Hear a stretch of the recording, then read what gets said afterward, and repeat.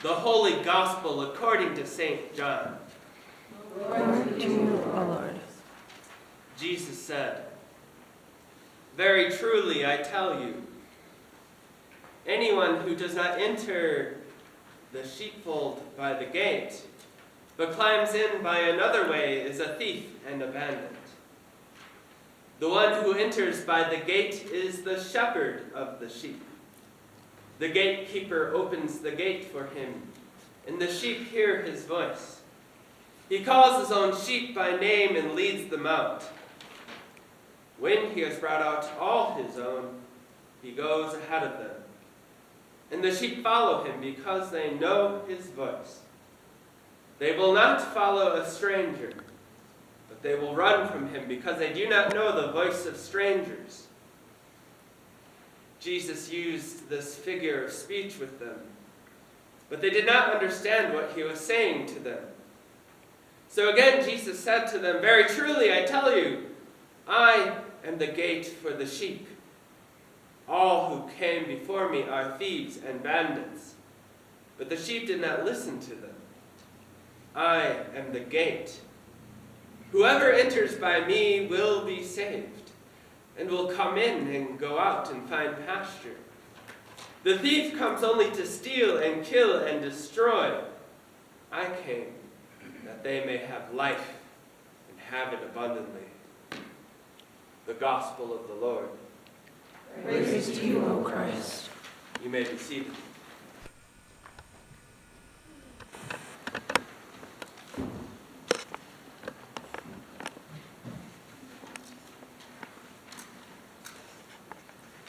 I should have said this during the announcements, but this past week my laptop broke, and I just went to shut it, and then it came apart. And so I am working on getting it's still under factory warranty, so hopefully they will understand and they will take it and fix it for me. But that takes time. So in the meantime, I didn't have access to a computer this week. I was also out of town because of a conference, but I wasn't able to get to the library or anything. So this is the first time I've written a sermon down with my hand. So please bear with me. Okay? I did use blue ink because it's my favorite color. Dear people of God, in today's gospel lesson, we have what is called one of Jesus's "I am" statements. In our translation, he says, "I am the gate." Other translations will render it as, "I am the door," but we'll just stick with the gate for today. An "I am" statement is reminiscent of a particular time in the history of God's people, Moses and the burning bush. At that time, God told Moses that he has heard the misery of his people, that he knows their sufferings in Egypt as the slaves of the Egyptians, and that he was going to send Moses to the Pharaoh to bring his people out of Egypt. And Moses said, "If I come to the Israelites and say, 'The God of your ancestors has sent me to you,' and they ask, 'What is his name?' what shall I say to them?" And God said to Moses, "I am who I am." That's it. That's God's name. When Moses wanted to know what God's name was, God simply said, "I am who I am." So when Jesus is making one of his great "I am" statements, he is telling us about who he is, what his name means. He's telling us about the nature of himself, something essential that identifies himself to us. So today he says, I am the gate. Jesus is saying he himself is where there is safety. We are sheep in need of a shepherd, after all. We cannot survive without our shepherd. That is the nature of what it means to be a human being, that we are in fact needy. We depend on others to fulfill our needs. This includes our everyday life, our food, our clothing, our dignity. But as God's sheep, we also need and depend on God, especially in matters of salvation. Without our shepherd, Jesus, we cannot shear the wool off of our backs. It will just keep growing until we become this giant mud ball and we die. My understanding of a sheep's wool, and you can correct me if I'm wrong about sheep, but the wool is like your fingernails, where it will just keep growing and growing until you cut it. And the same it is with the wool of a sheep. It will grow until someone cuts it.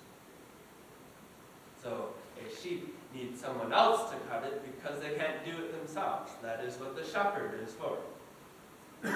When Jesus says that he is the gate, he is drawing a clear boundary. If you are to be saved, it is here, not over there. In Jesus, not in another. He is the one who shears you, who makes you fresh, who saves you. This is a gate where there's not another entrance. Jesus is both the gate and the one who opens the gate. And as the Good Shepherd, he is the one who brings you to safety. Now there is a reason why Jesus alerts us and makes sure we know that it is in him we have our safety. For one, during his time on earth, his 33 years before his death and resurrection, there were many people going about and proclaiming themselves as the Messiah. Jesus tells us that they are not the Messiah, that they are not the same as he is. I once had a colleague say, "I am sure glad that I live in this day and age, because if I lived back then, I'm not sure I would have known if Jesus is the correct Messiah." Her statement struck me. How do we know? And I realized that the dilemma of her question applies to more than just way back then. It applies today.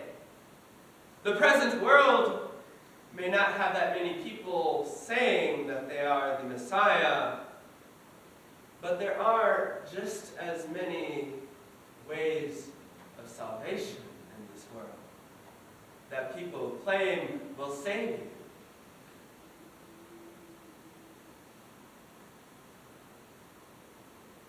There is, of course, the plethora of religious options out there. But there are also other ways in which our culture promises salvation.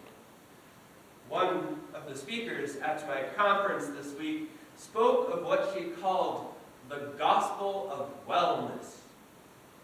Basically, that we can save ourselves if we are doing all the right things, like taking the right supplements, or taking time to manifest ourselves, or if we listen to Oprah, or if we eat organic, or if we have the right crystals. This is all parts of what's called wellness culture. Now, of course, we can always take time to improve ourselves, go for a walk, all the fun stuff.